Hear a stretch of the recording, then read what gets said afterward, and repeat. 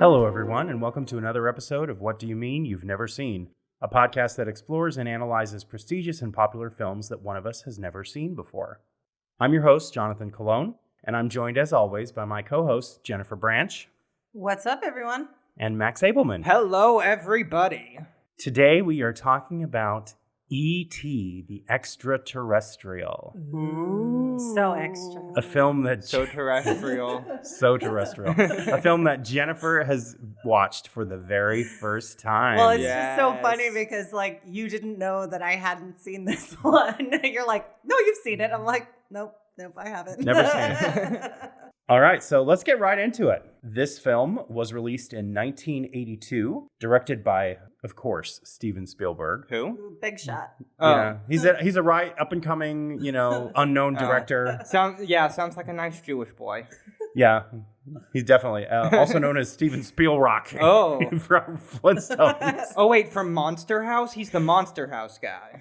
Is he? I don't know the Monster House. Oh, okay. Is that a movie we need to see? No. Fair enough. Written by Melissa Matheson, who, trivia, at the time was married to Harrison Ford. Oh. Ooh. Good for her. Starring Dee Wallace, Henry Thomas, Peter Coyote, Robert McNaughton, and in her film debut, Ms. Drew Barrymore. Yes. Ooh, I love Drew in this. She's She's so like cute. the most Drew Barrymore she's ever been. Yeah. She is at the top Barrymoring out. of her game. And it's so funny to me. Drew Barrymore, her face looks exactly the same, just bigger. Oh, yeah.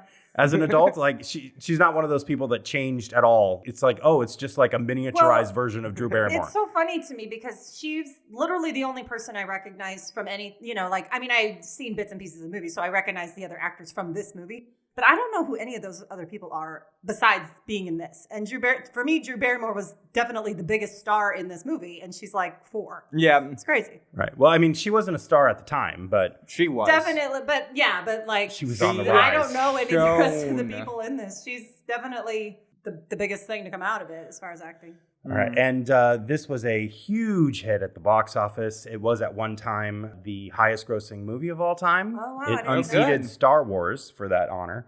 Oh. It had a budget of $10.5 million, and box office, and this probably includes re-releases, but $792.9 million. Wow. Nice. That's a lower budget than Princess Bride. Yeah, that's It is. It is. It costs less to make E.T. than it costs to make The Princess Bride. Yeah. And they had to pay John Williams to do an And actual Spielberg? orchestral score. Yeah. But It there's wasn't less done candles. on a Casio keyboard. Right? The difference is the candles, people. There weren't that many candles And in the this one. pirate ship that There, very were, realistic there were a lot pirate- of candles. What are you talking about? I don't know. In the Halloween scene, remember? The mom is just going around for 5 minutes, lighting putting out candles. candles with her little We're fairy going to have to talk about wand. that mother's behavior in that scene because we'll get there, but just overall, yeah. Yeah, so this movie has extreme cultural significance.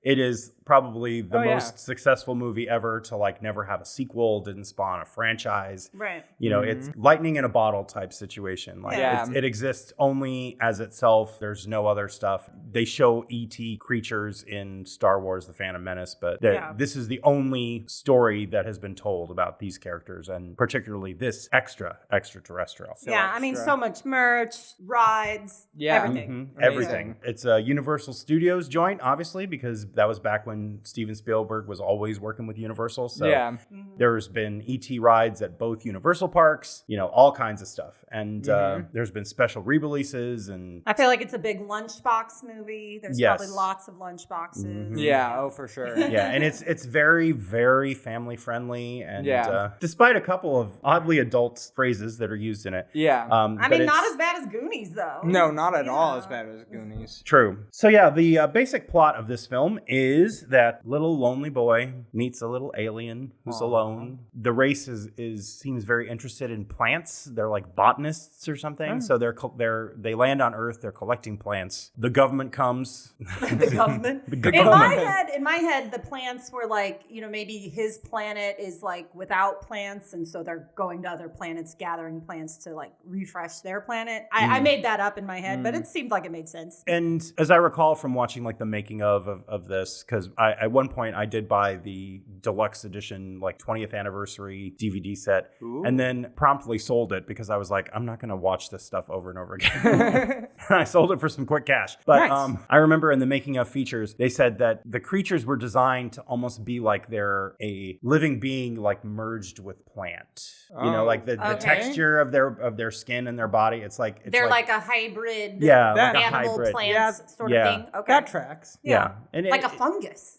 Pretty much. Like that. He's a fungus among us. I don't know. He's a fun guy. I don't know kingdoms of species, but that sounds kingdoms. Right. Kingdoms of species. King fungus. I don't know the kingdom, the phylum, the class. I don't know. Something like that. I don't know. I got a D. I think I got a D- in biology, so I don't know. Yeah, I don't know. I'm not a math science guy. I mean, I took an animal biology class, but that doesn't apply to. Was it plants. taught by animals? No, it was taught by a woman who got very off track all the time. Just went on rants. It was actually We should bring her on the podcast. We should. Say, she would fit right in with us. Oh yeah, it's great. She was great. Nexus teacher, if you're out there. Whoever you are, if you're tired of teaching about animals, come on our podcast and talk about literally anything else. I don't think she would remember me. It was a class of like 200. It was like one of those large college classes that everybody had to take. Oh, so she's in Ohio. Yeah, she is in Ohio. At but least she's I think definitely listening to this. So. Oh yeah, for sure. Literally everyone is listening to Moving this. on back to the synopsis. Yeah. Yes. Oh, yeah. We're still in the first section, people. Yeah. E.T. gets left by his people by mistake because the government comes and scares them away. He makes his way down out of the forest into this suburban hill community that's filled with giant houses, and he wanders into Elliot's tool shed, and Elliot discovers him, brings him into the house. They form sort of a symbiotic bond where E.T.'s feelings and his emotions and thoughts are felt by Elliot, and so much so that eventually they become like biologically linked, so that when E.T. gets sick, Elliot also gets sick. And when he gets trashed, Elliot gets trashed. Yes. Yeah, that part I didn't see E.T. gets coming. drunk. Yeah. You did not see that? You That did. part, well, wasted. so throughout, when I first even started this movie and when I talked about the fact that I hadn't seen it, I was like second guessing myself. I'm like, maybe I have seen it and I just don't remember. But that part, I was like, no, I've definitely never seen this. I would have remembered that. So I definitely haven't seen the movie all the way through until now. But. Yeah, I think like I said on our teaser from the previous episode, probably most people have seen the ending of it, but... Yeah, I definitely have seen the end, for sure. But all that stuff, like our Elliot in school, never seen that before. Yeah. And there's a deleted scene where Harrison Ford plays the principal, and when he gets sent to the principal, That would have been but so it was deleted. cool. Yeah. Why would you delete that? He was busy doing Blade Runner. Oh, he was doing Blade Runner at the same time. I feel like they came out the same year, maybe. But he did it as a favor to his wife because she wrote the screenplay. Oh, makes sense. And a favor to Spielberg, his boy. Yeah. Come on. All right. So E.T. eventually becomes ill because he's been separated from his people for too long, and Elliot also gets sick. The government is spying on everybody. They're like driving around the neighborhood with listening devices, listening to everybody's conversations. So they eventually figure out where E.T. is, and then they descend upon their home and turn it into like a giant lab, which I still have issues with. We'll talk about that later. Yeah. But yeah, they just take over these people's house and set up medical equipment and cover it in plastic. There's no like somebody takes the mom aside and says, listen, this is what we're about to do. We have to do this. You have to cooperate. Like they just do it. They don't even knock on the door. No. They just walk in and start opening windows. They just bust in a full spacesuit. Like spacesuit in a SWAT team. Like they need to be in space. That was wild. The spacesuit was wild. That was wild. I was like, I get maybe a hazmat suit. I get it. Yeah, but like a spacesuit suit? because it's like specifically designed. Like it's the golden helmet face shield. Like why not scuba gear while just we're in at case it? you're confronted Accidentally with look at the sun. Yeah, just in case you're looking directly at the sun. Right, and you need oxygen on you, I guess, too. Like, you can't breathe. Maybe you need a secondary oxygen source. Like, that's I how much... guess. But you don't need a spacesuit. That's you're not in ridiculous. space. Like, that is absurd to walk in there like you could be sucked up into space at any moment. Like, they don't wear spacesuits when they're, like, in the, like, space station. Like, that's only when they go out. Yeah. Like, Yeah, it was pretty wild, and I had not remembered that those were like legit spacesuits. I was like expecting. I forgot about that too. That was so crazy. And because the Keys guy, he just wears a hazmat suit. Yeah. He doesn't like put on a spacesuit. I get the hazmat suit. I get wearing scrubs. I get wearing a mask. But Yeah. like, A spacesuit? What? Spacesuit, no. That's the extra part of the extraterrestrial. So this medical team is trying to save ET, which is like, what the hell do they think they're doing? Because they have no idea about this creature. Yeah, like, oh, let's check his blood pressure, check his pulse. I'm like, do you know what it's supposed to be? Yeah. What is your baseline that you're checking? I don't know. Yeah. And they're like, oh, let's check his blood. I'm like, for what? Does he have that? How do you even know he has blood? I mean, we know he breathes. They're like, because oh, he has DNA. Yeah. I'm like, okay, like, yeah, well, like, they're like, he has DNA, but he has like 6-strand DNA or whatever. It's like, do you even know like the implications of that? Like the genome sequence that led us, like it took like 20 years for us or something to like figure out what DNA even is. How do you even figure out what you're looking at? And they in, like, figured that 10 out minutes. so quick. So quickly. They didn't have to send it to a lab. It was they just had it on the monitor. Yeah. computer. Eventually, ET does die, but he is resurrected, much like our Lord and Savior Jesus Christ. And then he's like more alive than he ever was. Like, throughout the entire movie, he's like, he's instantly totally completely healed. It's because his people are coming back for him. So they escape from the government. In the van. Is that the famous how you're going scene, to say government the entire because episode? the government came and tried to take my ET. Oh, no. Okay. Okay, then. I feel like that's maybe a problematic accent, Jonathan. Maybe no. Maybe not. Maybe no.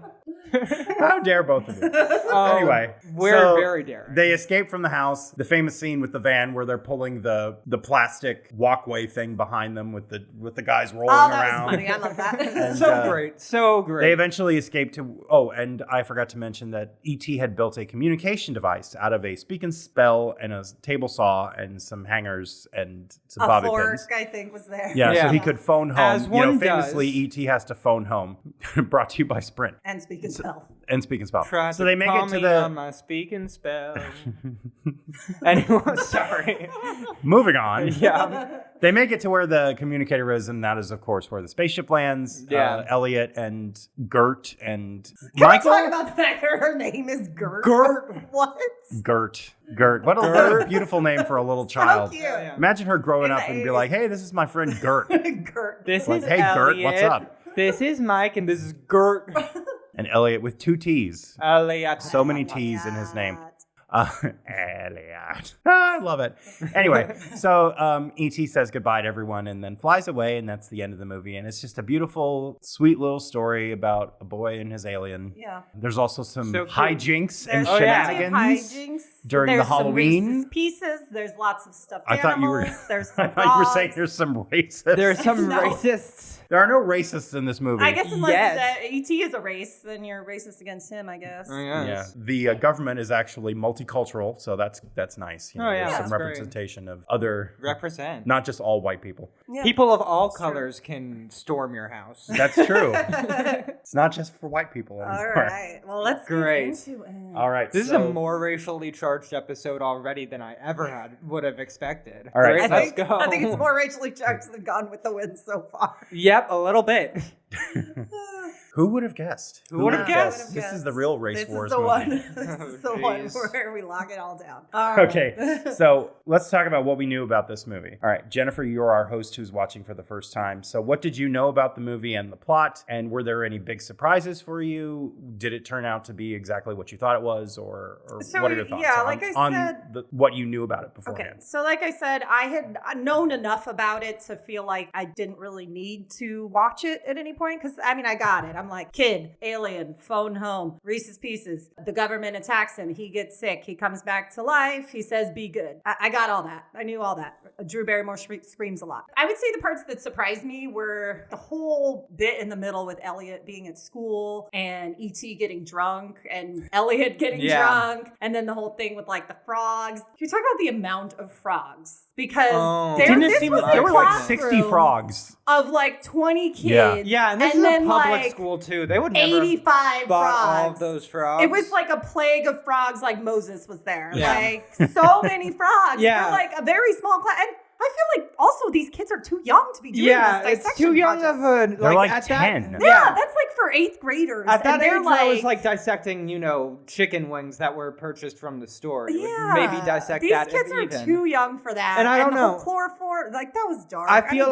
I feel like movies where kids are in school, like they always make it seem like dissections are happening all the time. Like that's I the never only dissected thing. a frog in school. I dissected a chicken wing, and I think I might have dissected like a pig's heart at one point. Yeah, and but you didn't have to like kill the pig to do it. Yeah, the other it wasn't a thing. kill it yourself sort of a deal. That was ridiculous. Right, from anyone I know that has done that, they didn't have to kill the animal themselves. That was dark. Yeah, it was crazy to watch a teacher be like, okay, now we're going to chloroform the frogs. It's just like, they don't feel any pain. I'm like, how do you know that, sir? It reminded me of that time that Jonathan murdered his fish. Sir, why are you keeping chloroform in your classroom? Yeah, I don't think school-age children should have access to chloroform. No, and I'm sure it's like locked in a case or whatever. Because he's just like, just dip this cotton ball. We got it. It's but fine. Even like this chloroform. This is like have that. This is like middle school. You didn't have science classrooms with like chemicals. I that feel were like it's still And, elementary. Like it's not even. Young. They're like very young. They're too young for this. Yeah, and like I said, there was way too many frogs for the amount of children in the classroom. Oh yeah, for sure. Like team up. Make it a group project. Like there come could be on. like one frog for every 2 kids, but instead they're like, no, 4 frogs per kid. I think like a mass frogicide. What we're missing here is that clearly this school's budget is entirely dedicated to the dissection of frogs. Yeah. They probably don't have a nurse. No. They probably don't have any sort of like counseling or guidance for the students because they had to spend so much money on buying all these frogs. This is organized Because they didn't just go out and frogs. catch the frogs. They had to go like to a frog dealer. Yeah. Like who's your dealer? Right? You've got like frogs in in chloroform to murder society. for elementary school children. Like, that's where they spend their money. Yeah, and, like, if I was a parent in this school district, I would be like, I want my money back. Yeah. Because with those giant houses, they're paying, like, major property taxes. Oh, my God. And they're in, like, Central That house California. is so big. It's so expensive to live up there. Yeah. You know, and you're also right by the forest. So just go and, like, hang out with some frogs in the forest, you know? They were really intent on murdering those frogs. It reminded me of our favorite movie, The Muppet Movie, when that guy is just trying to murder frogs the whole time. Right. Oh my God, Doc Hopper's French fried frog legs. Oh my God, he must have sponsored their school. Right? He's like, I'm going to get these kids to do my bidding frogs. and get these frogs and for I'm me. going to steal the legs and sell them for my French fried frog legs. Geez. Okay, so any other thoughts about your initial viewing? So that kind of surprised me. And then, like, I guess one thing I didn't understand until I watched the movie was the whole, like, just Elliot and E.T. having this, like, sort of, like, he feels what he feels scenario. Right. Like, I didn't really get that until, like, I knew at the end they both got sick, but I didn't really know why, I guess. But then, like, I didn't get, they kind of do explain that throughout the movie that somehow they're connected via their emotions or what Jedi mind tricks or something.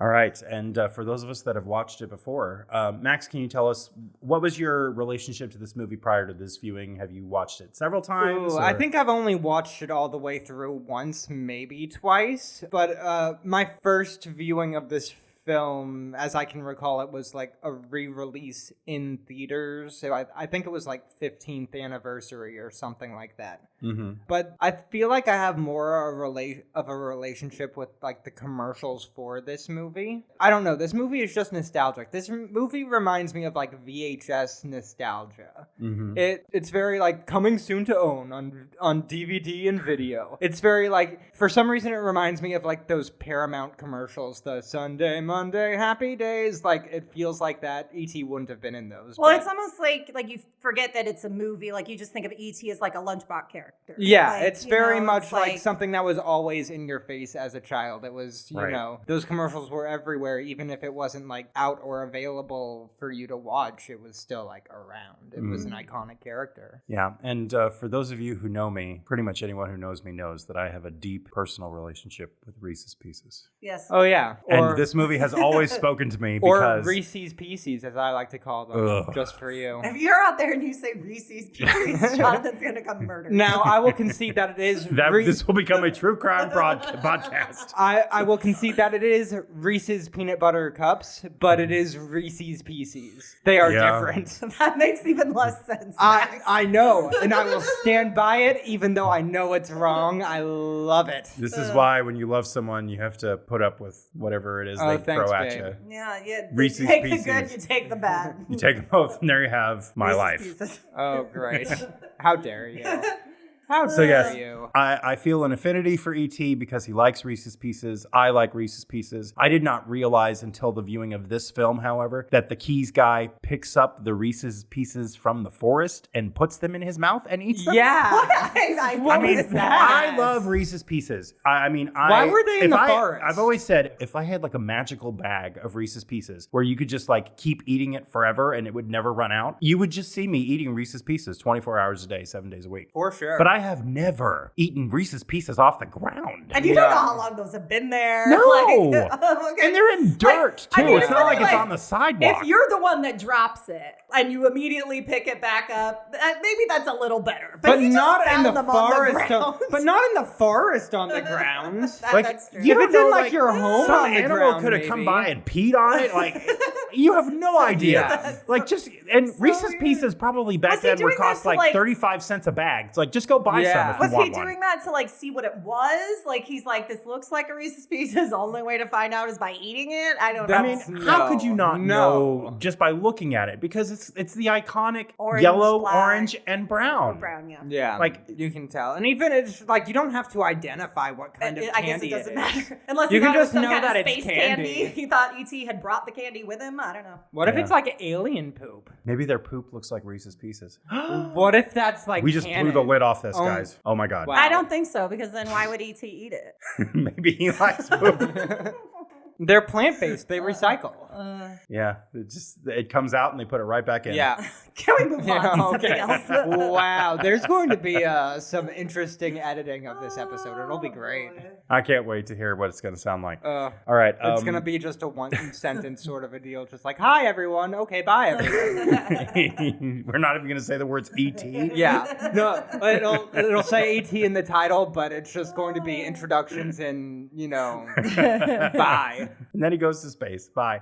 Okay, so let's move on to what was it like to watch. Give us your thoughts and impressions on the film. Was it an interesting watch, and what stood out about it? And any thoughts about the length, the pace, action, etc. We'll ask Max first. Ooh, this one, it's just a really fun watch. It's fun all the way through. I love how there's this great combination of just like completely genuine, heartfelt, serious acting, and then just the most ridiculous acting you've ever seen. I think personally my favorite performance is Mary. The mother's performance is just like off the wall, bonkers, ridiculous, because she is just so makes just the craziest decisions, like acting choices all the way through the movie up until like the very sudden moment where she discovers there's an alien in her house, and then the scientists come in, and then she's like solid as a rock, doing everything right as a parent, just being there. But before then, she's just insane. Yeah, his mother's been through a lot. She's going through it. She clearly is having some sort of a. She had that Mexico breakdown. Yeah, she's having a breakdown. He doesn't. He hates Mexico. It's like watching a woman have a nervous breakdown in real time. Oh yeah, and it's kind of great. I feel only like she's got 3 kids to take care of.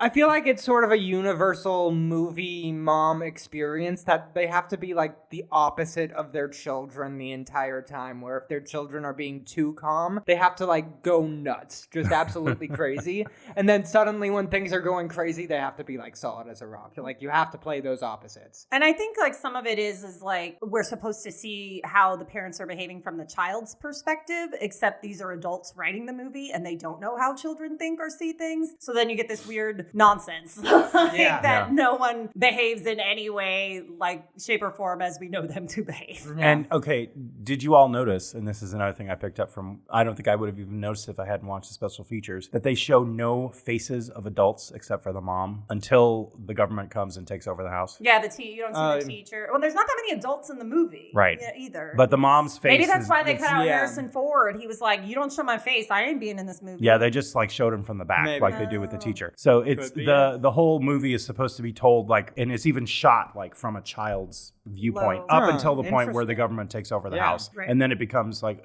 seeing the bigger seeing picture. Everything. Yeah. And that's why you never see like the government people, you never see Keyes' face until putting on the hazmat suit. Like you only see the keys jingling. That's how you know it's the same guy over and over. You're seeing him over and over again and eating the Reese's Pieces off the floor. And but I remember Steven Spielberg saying in the interview they did that the reason he thought it was okay to show the mom's face is because she's recently been, abandoned by her husband. She's going through a divorce, and he feels that sort of like reduces you to like a childlike state. So it's like she's one of the kids. Yeah, Steven Spielberg, of course, always daddy issues. He's not great to women. He's really not. No. He doesn't know how women think or operate. Just kind of reduces them to a childlike state a lot. Yeah, I mean, look at Raiders of the Lost Ark. Or especially Temple of Doom. Ooh, yeah. Oh, and he married her. Wife. She wasn't his wife at the time, but yeah, he ended up just standing around screaming for the entire movie. Yeah. So, I mean, I hope that he's done better in recent years, but at least in the 80s, he was not a feminist director for sure. That is a valid point. Yeah. But yeah, I find it interesting that, the first two acts of the movie are completely like even filmed from a low angle. Everything is done from a child's perspective. Yeah. The other thing I want to say about this film is that it's very close to that Nicolas Cage action mantra where all of the dialogue is either whispered or screamed. Oh yeah, just like Gone with the Wind. Just like Gone with the Wind. Mm-hmm. I mean, everything is not on fire. I mean, there are a lot of candles in that one scene, but like everybody is either like talking in hushed tones or just screaming their lungs out. Yeah, Drew all the time. Screams a lot. Oh, and Elliot screams a lot too. Elliot does too. Yeah, and he's like, E.T., I love you. Yeah. I would say like the pacing though, I did feel like the beginning was a little slow. It took a minute to get started. And I didn't understand about Mike has these like cool guy gang of friends, but they're sitting there playing Dungeons and Dragons. Like they're not cool guys. What? That made no sense. All of them, I guess maybe like Elliot like looks up to them regardless, but yeah, and all of them, every single one of Mike's friends comes with an accessory that can cover their face so that they can be played by a stunt performer later. Yeah. Oh my God, those stunt bikes. Those are the heroes of this movie. I was like, all of a sudden they're BMX level bikers. I had forgotten how like sick that bike chase scene is. I didn't remember it being that wild at all, but it is crazy. Mike can drive. What? Yeah, why do they abandon the car and then go ride bikes? But it's not like they ride directly to the forest. Well, they're still like riding around the city. And it's not even like they go to a place that a car can't get to because the mom shows up in her car, so clearly a car can get there. So I don't. That makes sense. And the amount of like the sheer amount of sudden police involvement in that scene, like they were ready. They were ready to go, and it's like 70, 80 cop cars, ridiculous cop cars everywhere. And this is and they were actual police cars. It's not like they were just like agents of S.H.I.E.L.D. coming after them. No, it wasn't like the scientists guys. It was like the police. There's no way this little town ready has that to many go. cops. No, not at all. And all of them were plainclothes detectives. There was nobody in a police uniform. Like, where did all these? Well, why did they even need that many police? Like, if they thought this was like a science, like, what were the police there for? We're gonna arrest these kids? Like, what was they didn't think they had any on weapons or anything. Like, I don't know. And then those police took out like shotguns. It was crazy. This movie's kind of crazy. The pacing of this film is a little bit insane. What it chooses to spend time on and what it doesn't. Yeah. I didn't remember how quickly once the scientist people come and storm the house, how quickly that they go through that section of the movie. I remember it being a lot longer of an ordeal. I remember them spending a lot more time with that. Well, there's so many people there. And there's so many people there. So I remember it being like much more stretched out sequence, but really they show up, they do a little bit of testing. They get that thing set up so quick. They get it set up like so quickly. It's just there, then E.T. dies, and then they pack up. Like, and they go quick. through it. It's very quick. It's like 5-10 minutes. I know that this is a fantasy movie with an alien from space that's part plant, but it's so unrealistic that any of that would actually happen. You know, if this happened in real life, they would have E.T. out of that house in 5 seconds flat in a black van. Sure. Yeah.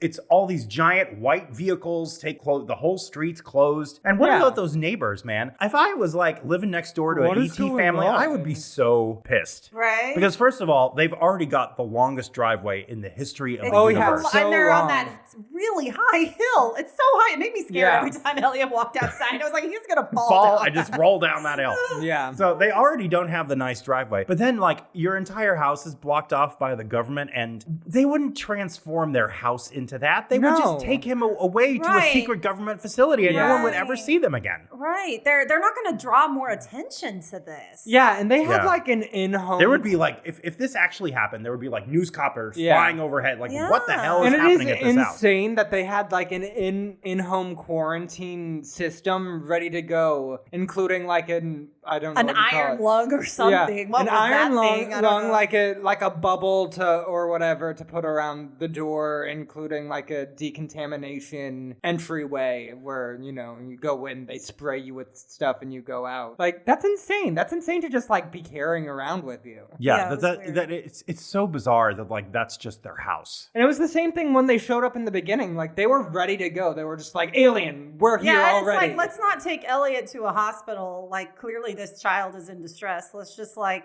put a bunch of nonsense wires into him and leave him at home and undress him. And it's like, what? Yeah. It's kind of crazy, like the outfits and the different like clothing that they put Elliot, a child, in. It's so weird to see. Everyone in this movie wears overalls, by the way. Every character. Well, like Elliot, you see like wears long johns in extended sequences, and it's kind of crazy seeing a child actor that young in just like, you know, tighty-whities. Yeah, it's in underwear. A movie. Yeah. It's like crazy to see that. You can't do that anymore. But then he does put clothes on. Like, I get, like, if you're homesick, you're probably not going to get fully dressed. But then he does do that for no reason. Yeah. Like, it's like, okay, I thought you were going to, like, make sense for a second. But no. Can we talk about the amount of closet space and the amount of stuffed animals? I knew you were going to say this house something. is insane. Why are there so many stuffed animals in that closet? So many and huge. Like, do they go to the fair every weekend and, like, win big? Like, who has that many big, giant stuffed animals? Well, like, the layout of this house itself is insane. Oh, can I just say I hate that kitchen? I hate that kitchen so much. You don't like the booth? The triangle booth? No. Like they're at Pizza Hut buffet or something? I hate that. I hate it so much. I saw it and I was like, why would you buy this house? It's like such a small kitchen and so much of it is taken up by that. It's very wasted. Yeah, it's very massive. And the house, the house is so small? massive. And why is there like a full ass cornfield out back? Like, what's going on there? Why are they on a farm in the back, but they're also on a hill? And also right next to the forest. This is another one of those movies where it just takes place on every terrain known to man. Right. You know, just for there had to be all those dirt hills for the dirt bikes too. Yeah, you go out in the side door and it's a tundra. Like, what we have to get every terrain in. What is the economy of this town? It's another one of those where it's just like, are they suburban farmers? But then for I no thought reason? they were like what near is the that? ocean, because there's like one part where there's like a cliff overlooking what I thought was the ocean. But then when Elliot points to where they are, they're nowhere near the ocean. So that was confusing. No. Yeah, I feel like it's like Modesto, California. Well, I mean, I thought it was like they were on the coast, but then he's like, oh, we're here, and points to the opposite end of California that's not the coast. So that was confusing me. Yeah, unless Elliot just doesn't know where the It's just one of those like desert forest cornfield areas of California. Ocean, mountain, right next to the ocean. Yeah, well, they just tried and to... some of that forest was like jungle, not forest. Well, they just tried to... very exotic plants. Combine every terrain of California into one town. It's kind of insane. Yeah. Oof. All right. What's our next Let's segment? talk about... So talk to me about some eyebrows, Jennifer. Ooh. So if you guys noticed, there was this little girl in Elliot's class who was pale as she could be, and her hair was like bright white, and her eyebrows just completely faded into her face. She had these pigtails, and she's just like standing. And then there's that weird like wind part. Wait, is she the one that's like holding the frogs and all the frogs around her feet? Is she the one who's just like traumatized holding frogs while other children are like scooping frogs on top of her feet like for some reason? There, like just like it's all happening to her, and then like the wind comes in and blows everything around. That was kind of insane how like the entire class had pinpointed her as just like, okay, you're the frog. Well, she definitely looks like a children of the corn. She's so white. Her hair is so pale. She probably lives in that cornfield behind their house. It is wild. You, a child, just like a child in our class, are where we're choosing to pile all of these frogs as like a collection. Yeah. Well, you are clearly the collection like she looks like she's in a cult already. So maybe she's like the cult leader of these frogs. Maybe her name's like Hepzibah or something. You know, probably. Yeah. Justice for Hepzibah. She was my favorite. She was cool. I loved her braids too. Yeah, she was living. Those were some serious braids. Some of the best child acting is in this movie, I swear. So many frogs in that scene. There was like 1,000 frogs. It was a plague of frogs. I'm telling you. I was like, where is Moses? Did he cause this? Let my frogs go. They're also like throwing them out the window, but also piling them on top of her. Like, what is? It was disturbing. It was and just I don't like frogs. You know, obviously we live in Florida, so there's critters everywhere. But there was one apartment I lived in particular where there was a lot of frogs, and I would walk home and like they would like jump underneath your feet as you're walking, and it's the creepiest thing, and I hated it. So I just kept like, I was like triggered by that old frog scene. I was like, I do not like frogs. Yeah. No, thank you. It's too many frogs. Too many frogs. Too many frogs, not enough Reese's Pieces. I was going to say, you know, I knew that Reese's Pieces were a big part of this movie, but I was expecting more. The Reese's Pieces part got over pretty quick. I was wanting more. It's mostly like a second act. Ooh, a piece of candy. Thing. Ooh, piece of candy. Ooh, piece of candy. Yeah. Yeah. Oh my goodness. But E.T. drinks beer. He does. He figures out how to open cans of beer. Is, and why do you like it? Why does Mom have beer on such a low shelf in the refrigerator? And the other thing too is when Mom comes home, it takes her way too long to realize that like some nonsense has gone on. Like the fridge has to have been a mess. There's probably beer spilled everywhere. And we saw him throw the potato salad on the floor. Nothing. Yeah. And I mean, I'd have to look at the timing of these different sequences again, but she's in her house and she gets a call while looking at the empty beer bottles that like her son is intoxicated at school. But I don't think she ever confronts him about that. No, she's like, Elliot? Like when he gets home, like just nothing about that. Yeah, it's just like that gets over pretty quick. It's like, wait, what? And it's just, and I'd have to see if, you know, the alien stuff just gets too real too quickly for her to even, but I don't think it does. I think she doesn't even say like, hey, Elliot, I know something's going on. The house is a mess. There's beer everywhere. You got sent home from school. What is happening right now? What is going on? Really it's like we just skipped to Halloween right after that, right? Yeah, that's crazy. Like, on Halloween, why was she freaking out when she saw them in their costumes? Like, these are not great costumes. No, they're not. First of all. There's no way they put all that stuff together by themselves. She had to have helped them. Oh my goodness. Yeah. Her acting and character choices in that whole Halloween sequence is insane. Just her actions all the way through. That costume she's wearing where she's just like a cat fairy, because she has a fairy wand for no reason, and where she's like she carrying to a it party around. I didn't understand what she was up to. No, I think her night. plan was just to sit around the house in her cat fairy costume or whatever. She was handing out candy. Yeah. But then she's handing out Reese's Pieces. But then like when she starts freaking out and she's like getting herself into the car, she's like keeping that wand on her the entire time, like she has to have this on her. In the car, it's like in her mouth. Like, why can't you just put because you won't know what she is without her prop. Why does she need this wand in the first place? And why can't she just like keep it in the passenger seat or whatever? Like, why does she need to have this wand on her person? Because obviously, Max, if she comes to a sudden stop and the wand falls to the floor of the car, she's going to have to lean over and get it, and then she's going to run into something, because that's how it happens in movies. Well, she's a mess. She's a mess. She is. I mean, you feel for her because, I mean, God, these kids are a nightmare. They are. And the dad just like takes off and goes to Mexico with Sally. How dare he? How dare you go with... You know, because I've seen this movie so many times, I have a picture in my head of Sally, and she's some like trashy redhead with like a leopard print jacket on, and you know who I was two picturing? high heels. I was picturing like Lisa from Troop Beverly Hills, you know, the one that Craig T. Nelson goes with. Yes, that bimbo. Silicone is buoyant. She's his realtor, supposedly. Oh, and at midnight. Can someone explain this to me real quick? There's that part in the beginning of the movie where they introduce the whole dad in like Mexico thing, and all of a sudden they're just like ragging on Elliot, and they're just like, he hates Mexico, and I'm like, aren't you all hating on Mexico? Like, what's happening in this scene? Like, why was Elliot? What do you mean? I was trying to understand what was happening and why Elliot sort of took the brunt of that. Where one of the lines was, "He hates Mexico," and then they're all like, "Great job, Elliot." Yeah. What happened? Because he brought up the dad. He brought up the fact that the dad is in Mexico, and she clearly didn't know that. Okay. So when she says he hates Mexico, she's referring to the dad. Yeah. Like maybe she was trying to plan a trip to Mexico with him and he wouldn't go, kind of thing. Yeah. Right? So like Elliot brings up that the dad is in Mexico with Sally, and the mom like walks away and starts to like have like an emotional breakdown. Yeah, I was just confused. She's been confronted by this information, and her response is just like, he hates Mexico. Like, why is like? I was just having trouble. How many times has Mexico come up in their marriage to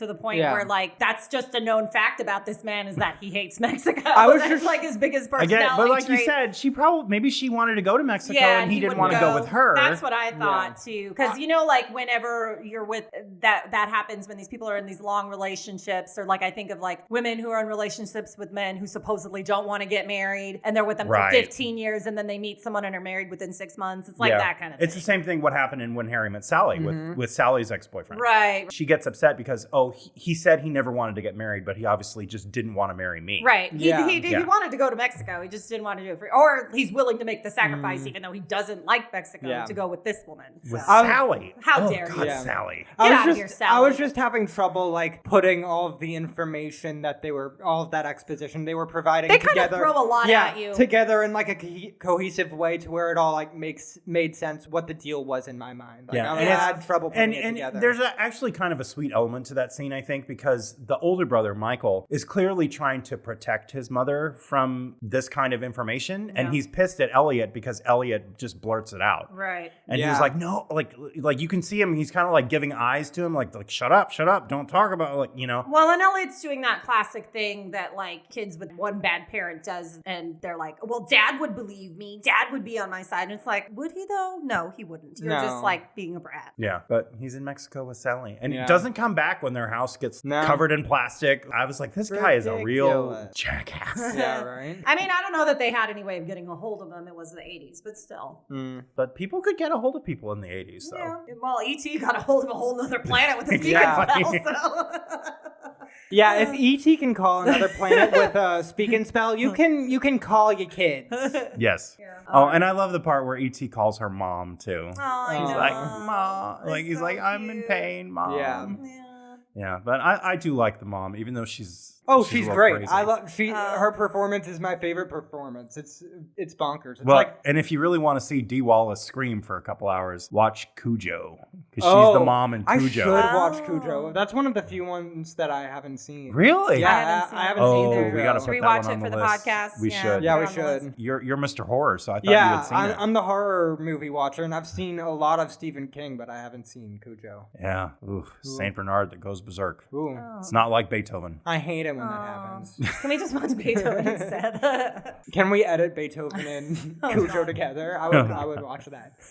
Beethoven goes Cujo. Yeah. I like the mom. I like that the brother is clearly trying to I think Mike keep things together. Mike might be my favorite character. Yeah. I really like. At first, he's like you don't think you're going to like him. Super annoying to Elliot, like big brother, like ragging on him. But then once like he realizes Elliot's serious and he's in trouble, like he does his best the whole way through to hell. Yeah, and it's his friends that, not Elliot's friends, his friends that show up at the end to like help the situation and ride their BMX bikes. So it's like he's the one that gets stuff done. Yeah. Well, even like just before he found out about E.T.'s existence confirmed, he was surprisingly like getting on board very quickly. Yeah. Like I don't know he enough. was like, once he realized like, oh, this isn't a joke, like something is wrong. Like there's an animal, there's something wrong here. Like I don't know like any older brother who would ever be willing to admit that the younger brother is like master of the universe without any sort of proof. Stupid. That was kind of crazy. I was just like,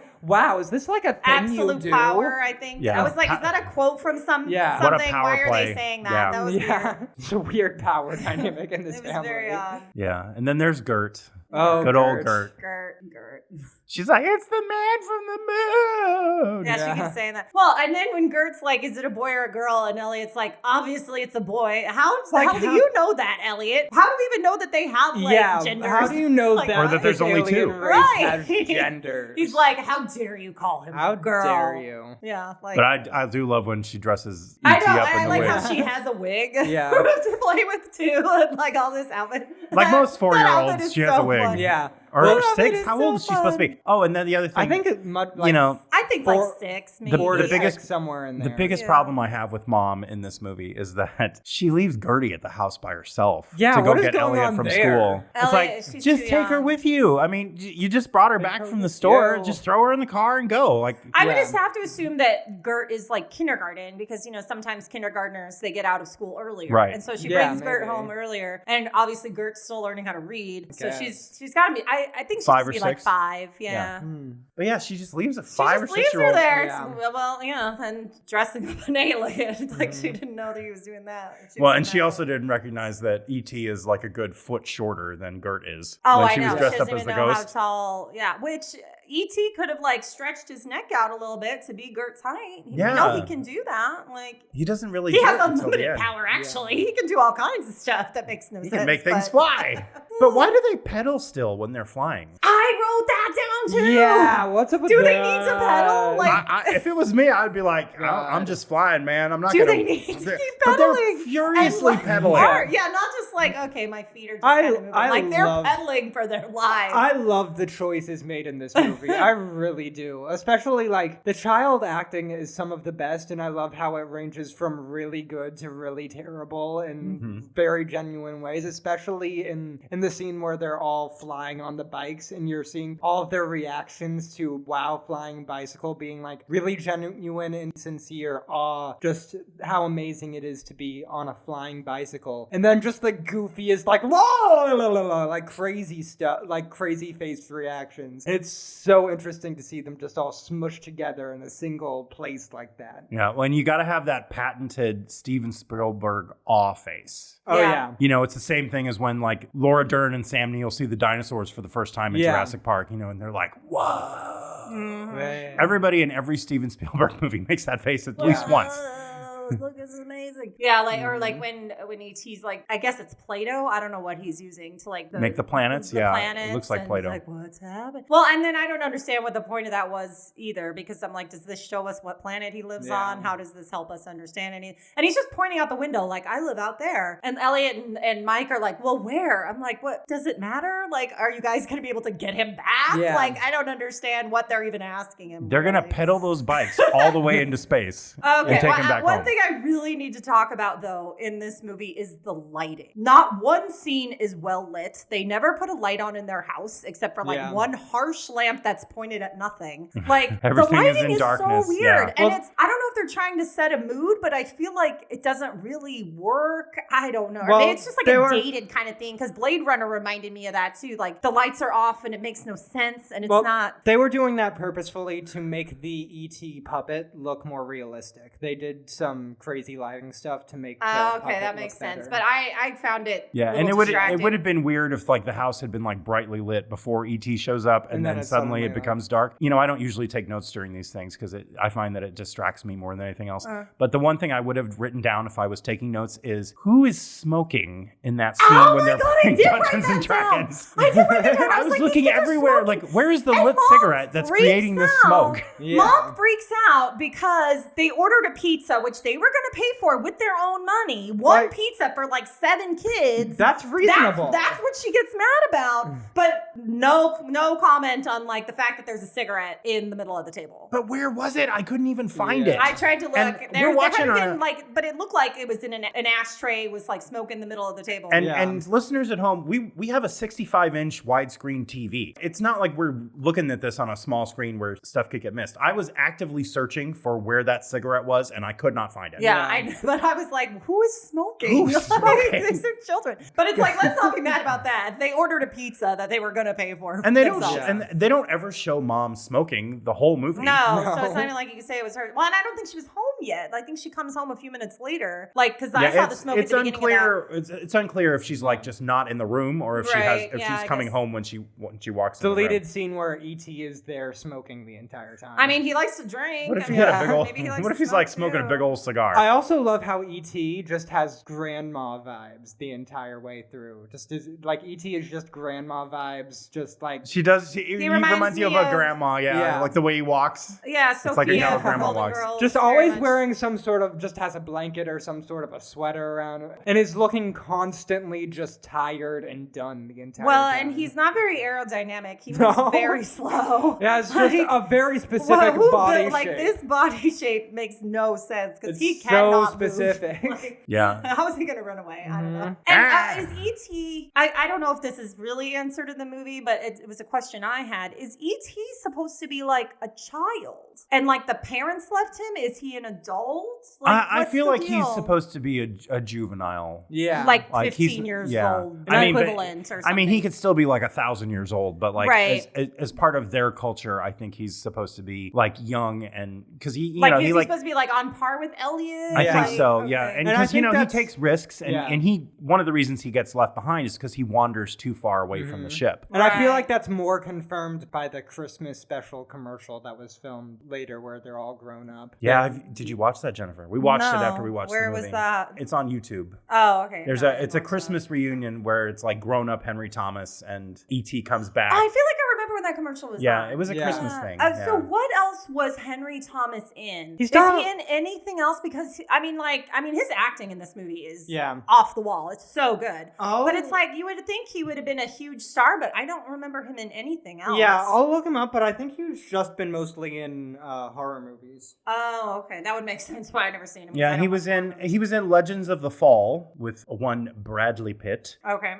He was in Gangs of New York. Oh, I think that's one we have on our list to watch, right? Yeah, he was in that movie about the McMartin trial, the indictment, about the people that ran the preschool that got accused of bad stuff. Okay. Yeah, so he was in Moby Dick, and more recently he was in the Netflix horror series The Haunting of Hill House and The Haunting of Bly Manor. Okay. I mean, he's great. And I like that you feel his emotion when he's like supposed to be not acting, but then when he's pretending to be upset, like he's so bad. He's like, So it's like, it takes a good actor to be a bad actor, right? Yeah. Like, to like, I'm clearly acting like I'm upset and I'm not, so. But then alternatively, his acting in the scene where E.T. is dying is like kind of great. Oh, it's fantastic. Like even like when he's sick, like I'm like, someone please take this child to a hospital. Yeah, when he's sick, I'm like, please someone just like stop using this child to get to this alien and someone actually help him and someone give him some chapstick. Oh my god! Oh my goodness! Someone give him he some needed lip balm. He looks so dehydrated. I'm like, I don't see an IV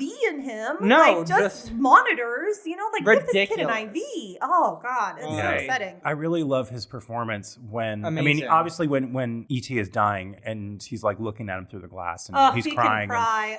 Kid can cry. Oh my god! And he will take you right along with him. But I love when he and Keys meet, Peter Coyote's character, and you find out that Keys is actually like a good guy because he's you assume he's the villain of the story because it's the Keys. It's like, oh, the Keys are coming. But he comes in, he's like, I don't want him to die. Yeah, he's Can trying we help to him? help. He's trying to figure out what's going on. But Henry Thomas's performance was like, you really believe that this kid is on death's door. Yeah. Like it's like it's crazy. That was heartbreaking. That was hard to watch. He can barely talk. So good. Yes, so good. Mm-hmm. Yeah. Everything about his, I mean, I think Drew Barrymore is pretty good too. Like, oh my god, she cries real tears. But for for a 5-year-old child, she's doing it. She's right on par with him. She's really good. Yeah, especially that scene with her and Mary after E.T. dies. Just that little thing between them. And I love her and E.T. together when she's teaching him to read, teaching him to talk. She's like, I taught him that. So cute. I love that. Yeah.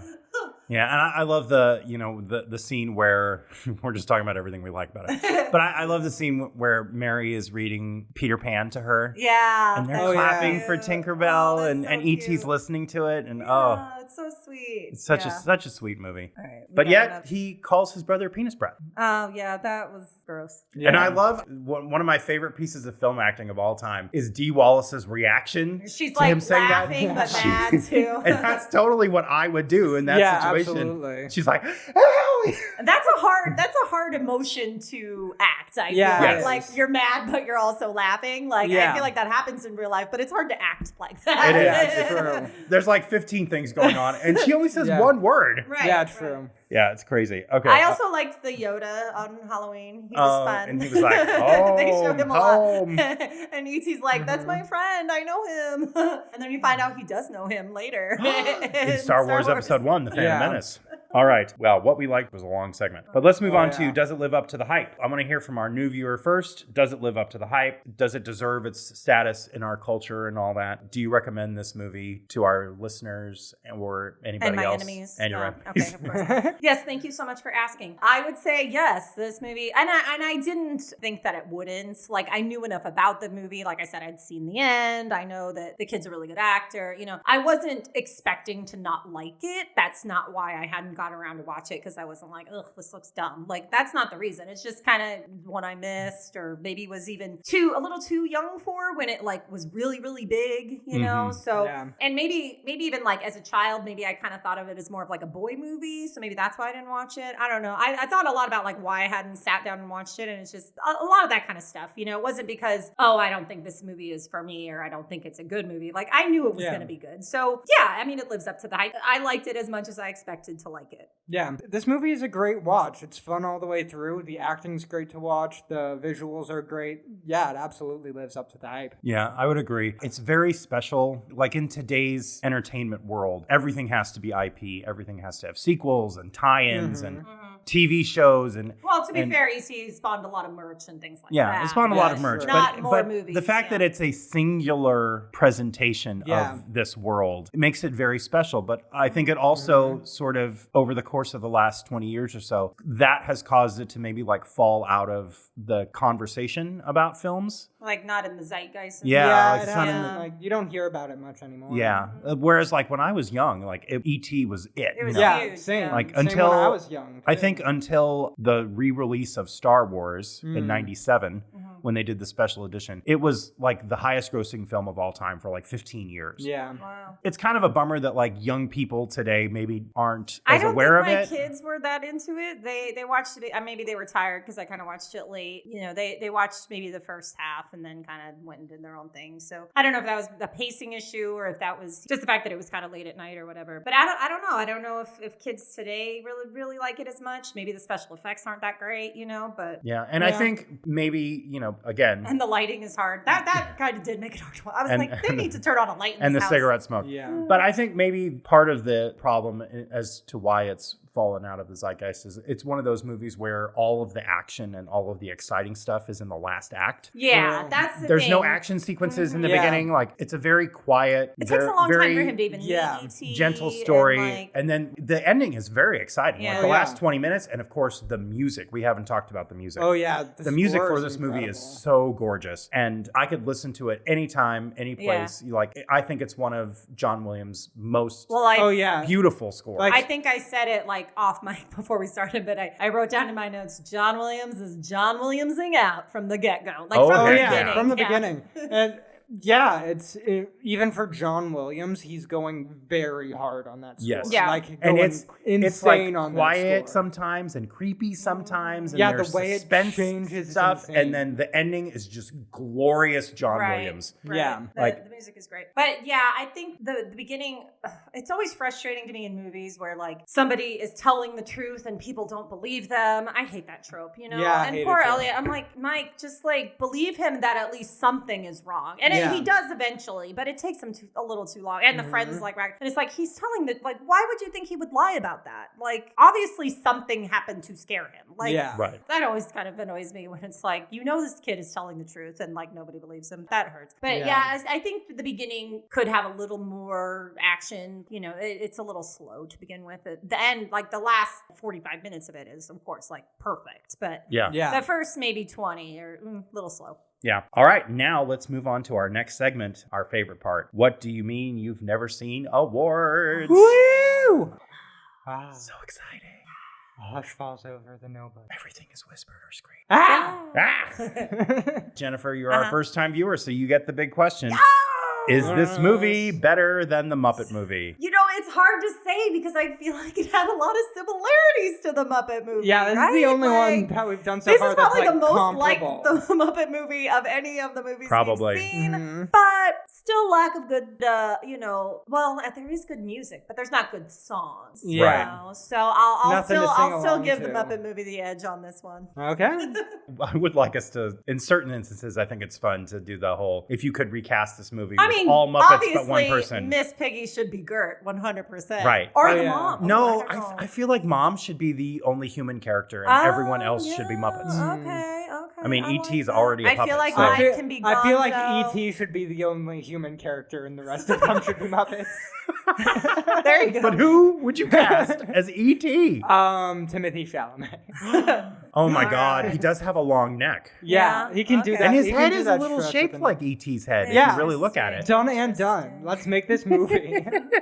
But yeah, I would just give the slight edge to Muppet movie. I still, you can't be better than the Muppet movie. We've proved it on this podcast over and over. Yeah, true. And that is why that is the basis for every single movie that we do. Yeah. Oh yeah. All right, Max, name something you like better than this movie and one thing you like less. Something I like better than this movie is my life without the government knocking down the doors to my home and setting up a fun like hazmat bubble in my home. I enjoy this movie so much better than that. I hate it when that happens so much. So yeah, I'm enjoying my government intrusive free lifestyle. For now. Yeah, for now. There's still time though.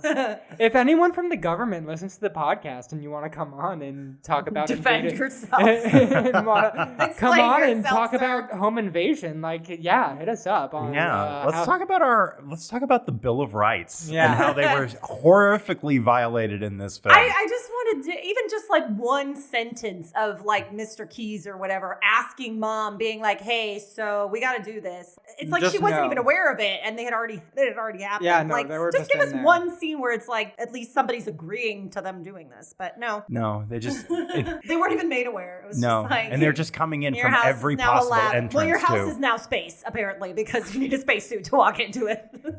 Right, but you all are fine. Don't worry, we're not going to give you spacesuits. Right. And one thing I like less than this movie is chloroforming frogs. Oh God. Yeah, those poor frogs. I wish the frogs would rise up and destroy that teacher. That's the sequel. We found the sequel. Oh my God, Revenge of the Frogs? E.T. 2, Revenge of the Frogs. And it would be perfect for Kermit to come in. Oh yeah. Kermit is their leader. Kermit's their leader. Well, I already said they're kind of like a cult, right? It's Kermit's like the L. Ron Hubbard of the frog world. What is this lore? What is this? We have created 3 genuinely good new movie ideas just from this podcast. The teacher is a suppressive person. No. Stephen King hit us up because we are creating movie idea gold on this episode.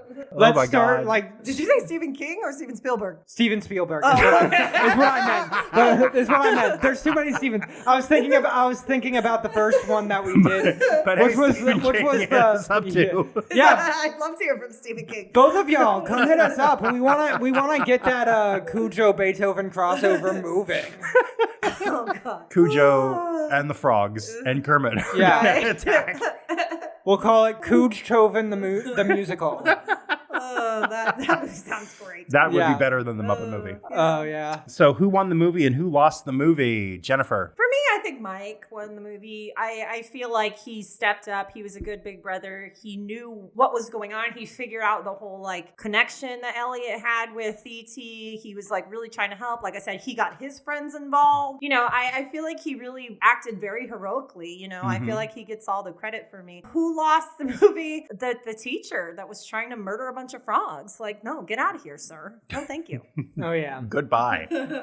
Farewell and amen. Yep. All right, what do you think, Max? I think E.T. won the movie because he got in there, got some candy, got wasted, got to do some hijinks, and then got out to nearly of there. die. Got to Died and came back to life. I have a theory that he was faking his own death the entire time. Anyways, because who knows? Anyways, I think he won the movie because he got what he needed and he got out of there, and it was cool. I think the losers of this movie are the hazmat guys specifically that were in the tube being dragged behind the car. So I thought that was so funny. Because, okay, so you're working a job. You're a scientist. You are not a law enforcement officer. You're like not any sort of like security person. You're a scientist. Why are you in that situation trying so hard to get into that car and get those kids when I would either just like... Just let go. Yeah, either just like let go. Just try to hang on. That's a bad day at work, man. If you're at that point, either try to hang on and just be along for the ride or, you know, find a way to get off of it. But like, don't try to be evil and go after the kids. Like, what are you doing? They are not paying you enough to do that. That is not your job. That is above my pay grade. Yeah, that is not their job. No, that's a bad day at work. Yeah. So, also, losers. one thing I wanted to bring up was songs. There is a really great Neil Diamond song about this movie. I was just thinking about that. And we need to like have that as the outro for this episode if you can I'll look find into it. Heartlight. Oh, it's so Turn good. on your heart lights. Neil Diamond, if you're out there, come be on our podcast. I'll have I to love look Neil into Diamond. because I don't really know Oh, copyright law on this thing, but on these things. I think you can play like 15 seconds. Yeah. I think that's the rule. Yeah, we love Neil Diamond. Our dad loved Neil Neil Diamond is great. Our dad We used do to enjoy like Neil style Diamond. his hair like Neil Diamond's hair. So let's rate the movie. All right. How many out of 5 metrics related to the movie? So pick a metric. Give us however many out of 5 you think this movie deserves. I'm going to give this movie a 20 out of 5 fish in a fishbowl that is way too small for its current capacity of fish. Those poor fish. That was a Those lot poor of I feel fish. bad for them. That fishbowl comes on, and I'm just like, there are so many fish in there, and that fishbowl needs to be cleaned. And he has that shark toy. Like, what is the point of that? To scare Yeah, the fish? they're like- he's like torturing these Terrorizing fish. the fish. Yeah, there are Why does he have that? there are like 20 fish in that small size fishbowl that's meant for like a fish. Yes. And he sticks that shark toy in there. But anyways, yeah. Amazing. With Incredible. that many fish, it should be a filtered tank. It shouldn't just be a bowl. And yeah, you shouldn't terrorize the fish. Jonathan the fish is an don't do expert anything on for you. fish because he murdered one once. Oh. But it was On accident, it was not like first degree. It was like second degree. It was like fish slaughter. Oh, I remember this now. So now it's Jonathan's mission to make sure you take care of your fish. Yes. And someday we will put an explanation of how I killed the fish and how it was not my fault. Yeah. On our Patreon for all of our patrons to maybe listen to. yeah, maybe we'll do a special recording for that. Yeah, after sounds like this a episode. sounds like a plan. All right, Jennifer, what's your metric and how many do you give Okay, it? so I'm going to give it 4.75 out of 5 frogs in containers full of chloroform. Because, like I said, obviously it's great. All the acting's great. It's a great story, great music, etc. They're just like little things that I would like to tweak about it. Like, I just couldn't get over how poorly lit it was to the point where I found that distracting. And I don't even notice lighting in movies. So the fact that I noticed it means it was bad. You know what I mean? Mm-hmm. So, and like I said, the beginning, I felt like could have picked up the pace a little bit or, you know, had more dialogue or something. So, yeah, great movie. One of the best we've watched, I feel like. Awesome movie. Agreed. Everybody should watch it. Yep. I'm going to give it 4.5 out of 5 Reese's Pieces that you find on the floor in the forest. It's really close to being absolutely perfect.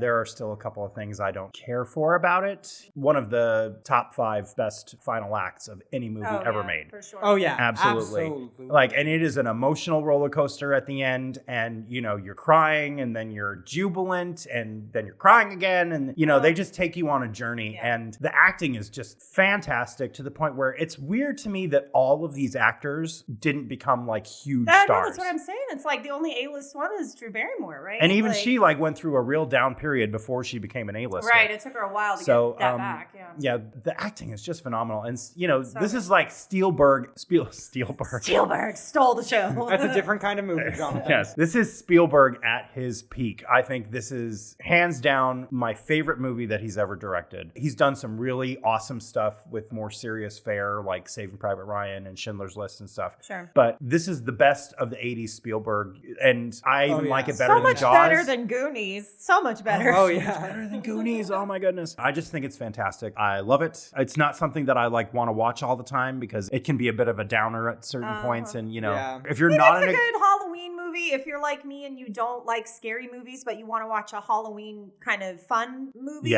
this would be a good one. Yeah, I think so too. Lovely suburbia, and I love all the giant houses and all that stuff. There's a lot to love about this movie. We're going to move into our final thoughts. Do you all have any other notes you want to go over or anything else you want to say? So many stuffed animals that are just huge. Yeah. Huge closets. How does a child get a walk-in closet? Well, here's what I figured out watching it this time. I think Gertie and Elliot's rooms are joined by the closet. Oh, it's like a Jack and Jill closet situation. Yeah. Okay. That being said, I did have a walk-in closet as a child. She walks so far when the mom goes to get the sleeping bag when she thinks Elliot's sick. She walks so far into that closet. I'm like, is she in Narnia now? Yeah. And you hear her footsteps. It's like 6 footsteps to get into the closet to get the sleeping bag. That is a massive closet, but I do believe it's shared between the 2 bedrooms. My last note that, I have so many, but one I wanted to bring up is nothing's more insulting and puts you in your place than an 8-year-old telling you have zero charisma.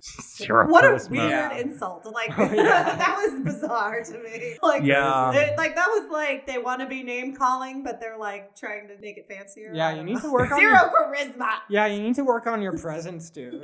Yeah, and because he calls his own brother penis breath, but the best insult he can think of for the guy who's actually the jerk is zero charisma. And he says it 12 times. Zero charisma. That was actually they had thought they had cut, and he was just insulting that guy as an actor. Maybe their feud bled over into real life. I'm gonna act you under the freaking table. Just watch. Watch these tears come down my face when E.T.'s dying, bitch. Yeah. That's acting, bitch. We should get Henry Thomas to come on this podcast and say, that's acting, bitch. I like the line, this is reality, Greg. Oh, yeah, that was great. He really hates Greg. He really hates that guy. That's one of the greatest lines overalls. in the movie. Everyone in this movie wears overalls at some point. There's a lot of overalls. Well, it's like that early 80s where it wasn't super the 80s yet. It was the late 70s. There was a lot of bell bottoms too. So lots of long skirts with boots. Oh, yeah. Yes. Mom wears that 4 different versions of that outfit. Kind of outfit that was popular. Like Blair Warner like Blair Warner used to wear on Facts of Life, where you would wear like a blouse with a sport coat and a skirt and some boots. Mm-hmm. I do like that 80s fashion. I appreciate that. And it wasn't super neon-y. And Elliot looks like her little brother doll or whatever that's called. What is it My called? Buddy? My Buddy. Yeah. The kid sister and the he does kind of have the same outfit as My Buddy for most of the movie. Except for when he gets on the bike and grows a foot taller. Right. But you can't see his face though because he's got the hood pulled up over his head. I feel like I wrote down that would be a really easy Halloween costume, right? Just get yourself a red hoodie and you're Elliot. There you go. Yeah. Just push and around a bike with an People ET would know doll. what you were, and it's pretty easy costume. Just fly across the moon. Yeah. Mm-hmm. I love how everything is inherently breakable in this movie. Everything can break at any given moment. Just shatters. You barely touch the shelves and they all collapse. Everything. You barely have a move and then everything just explodes into just a pile of rubble. It's great. Well, that's why I was worried for the fish. Yeah. I'm there's so much just junk in this. There's so much chaos in your house, Mary. What are you doing? And she walks in and it's she's gone into a fugue state. Yeah. Because she recognizes that the room is a disaster, but she can't even deal. She can't even. She's this entire movie. The only thing she says was like, make your bed. I'm like, this child's entire shelf just came off the ground. Collapsed. And all you're concerned about is making your bed. Like, just make your bed. She literally cannot even this entire movie. I think she was it's possessed understandable. by a demon at points in this movie. she's just checked out. Oh, She yeah, really for sure. is. She's tired. You know, she's She raising is. these Just poor 3 mom. nightmare kids by herself, and there's an alien living in her house. Yeah. And she's She's done a done. lot. She can't even go to Mexico. Mary is No. done. Yeah. Sally has taken everything she loves from Yeah. her. Yeah. The government's just walking in. She's like, Okay, whatever. I Yeah. guess. Yeah. And it's like, and when Keys is telling her, you're going to be quarantined here for like 6 to 12 days. And she's just like, okay. Yeah. Poor mom. And She needs a break.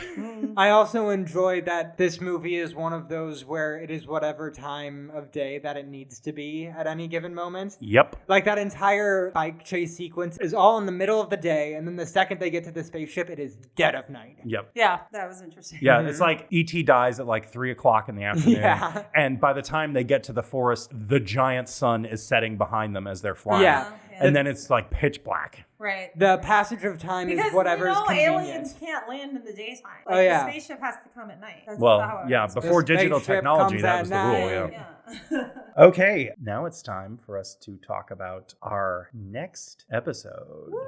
Wow! And I have to ask, do you have any idea what it's I going have to be? no idea where I am right now. No clue. What I had next to look it up is. because I did not remember. Yeah. But our next episode is going to be Pulp Fiction. Whoa! Oh, I was wow. not expecting that. You just Wow. shook me to my core. No, I Absolutely. really didn't know that was next. Yeah, I had no no idea. No idea. Yes, we are going to be doing Pulp Fiction with Ooh. special guest. Our little brother, James Alexander, is going to be joining us again He's for that. coming back. That's a pulp fact. He for makes you. us stickers Yes, and that is not stuff. fiction. It is fact. I have never seen this movie. You I- haven't? No. Oh, I didn't. know Whoa! Yeah. Wait, am I the only? Have you seen this movie, John? that. Absolutely not. Oh. No way would I have ever I'm watched the only this one movie. who's seen this movie. I'm the only one who's seen this movie. I didn't we even don't- know did you'd James- seen it. Yeah, James I've seen see it. James has seen it, I believe. Okay, seen it. it's another one where it's me and James against the world on this I one. Yeah. guess. This and V for Vendetta. Let's Who, go. who knew that you and James had so much crossover Yeah, in your I think taste in movies? I didn't even realize. I think me and James should talk more often because we have a lot in common. You- I think you I do. think so. Yeah. Yeah. In what world would I have watched this? Of course, I've not Yeah. seen it. I mean, I find it hard to believe that you're going to watch it for this podcast. Right? Yeah. It is so not a Jennifer Branch Oh, vibe. no. No. What do you know about that it? John Travolta dances and Uma Thurman, and I know that there's like a scene where he like shoves a needle in her heart to like Yeah. jumpstart her heart, and there's like drugs, and there's something about a burger with cheese and something. A Royale with cheese. Yeah, Royale there's with that. cheese. And I think it has to do with like drugs, like drug lords, crime kind of stuff. Quentin Tarantino, probably a lot of Feet. probably a lot of feet, probably a lot of bad language. Yes. You know, Yeah. so Yeah, I know there's something to do with a gimp, ooh. which I Yeah. don't feel like that's Yep, an that's in appropriate there. term, but it's what they say in the movie, so that's what we're going to call Yeah. it. And does it take place? It does. I feel like it takes place in maybe the 70s or something, right? Or- I honestly don't. I don't think it remember. takes place in the time that it was made. I do think, if I recall correctly, the whole thing takes place over the course of one day. Oh, interesting. Honestly, Is there something about a suitcase? Am I thinking of the wrong one, or a briefcase? There's something with a suitcase, Yes, Something with a and Bruce briefcase Willis is in it too. Bruce Yeah. Willis. Okay. and quite honestly, this movie is so like wild bonkers. There's so much ridiculous stuff in this movie. I don't even really remember the plot of it. I don't really remember what they're doing. Okay. I've only seen it once, and I don't really remember. Okay. It's all I over have the place. seen a total of 0 Quentin Tarantino movies. Oh. Quentin Tarantino to me is just Elvis from The Golden Girls. Look it up if you don't know what I'm talking about. Oh yeah, Dorothy and Stan's wedding. Yeah. Exactly. I have no idea. So what you're talking about. that's not for me. But you know, John Travolta's a good time. I enjoy him. I enjoy him dancing. So you know, maybe there'll be bits and pieces of this that I'll like. But I feel like it's Yeah. going to be super violent, and you know, we'll see. Probably. Yeah, and it looks like this is available on Showtime to stream. Do we have that? We do We do, actually. Okay, I'll We have have- to come over to your house to watch it. Yeah, then. well, I think this is one where we should all watch it together. Yeah, Okay. and that's probably for the best. Probably for the best. I do know that Solid this movie came heritage. out the same year as Forrest Gump, and Forrest Gump beat it out for Best Picture, and people today are very unhappy about that. Forrest Gump, I guess, has not aged well. I feel like people don't like it anymore. It's gotten a lot of hate the last few years, but I still think it's a good one. So, come at me. I don't know. Yeah. I still like Forrest. Yeah, I think it's become problematic in our I modern what people society. Are saying, but I do still think it's a great movie. I don't know. I don't know. It was never a movie that I held like near and I think you were a little too young for it. Yeah, I was shown it in like my AP US history class. Yeah, you weren't around when it came out though. If y'all want to listen along and watch along with us, go watch Pulp Fiction. Sure. And I'm sure we're going to have so much to talk about with this movie. It's going to be a doozy. You probably should be. Okay. This movie, maybe we'll need to have like alcoholic beverages. Maybe we'll need to have like an intervention or something. Yeah. You never know. I'm a little scared for this one, but All right. Well, that's going to be our episode for this week. Yeah. Thank you all so much for continuing to listen, and we are very excited to show you some more stuff. The other thing we wanted to say is that we are going to be watching this movie E.T. in theaters in IMAX. Yes. It's coming out the same week that this episode will be released, and then we were going to do a reaction podcast after we've seen it. Hopefully some better special effects. And is it going to be like digitally remastered? I think so, yeah. Okay. That'll be good. And in IMAX for the first time, we will eat some Reese's Pieces and have some frozen Coke and have a great time. Do you like it when people put the Reese's Pieces in their popcorn, Jonathan? No. No, you don't like that? Oh, absolutely not. Okay. I want my things separate. I'll do that for my own. Yes. Okay. All right. Well, thank you all very much for listening. Please continue to like, subscribe, and review. Check the description for all of our social media pages and follow us on YouTube and do all of the things that we need you to do in order to get our podcast in front of more people. We thank you very much for listening, and I'm going to pass it off to you guys to say goodbye. Bye, everybody. See you next time. Thanks, everyone. Have a great day. See you next time. All right. Thanks again, and we'll see you soon. Bye. This episode of What Do You Mean You've Never Seen was edited by Jonathan Colon and Max Abelman. Our episodes and digital content are produced by Max Abelman. Your hosts are our writer, Jonathan Colon, producer, Max Abelman, and head of social media and community outreach, Jennifer Branch. All artwork for our show is created by James Alexander with Pleasant View Designs. Check the links in the description below for more information on how to follow the show and subscribe to our Patreon. Thanks for listening, everyone, and we'll see you at the movies.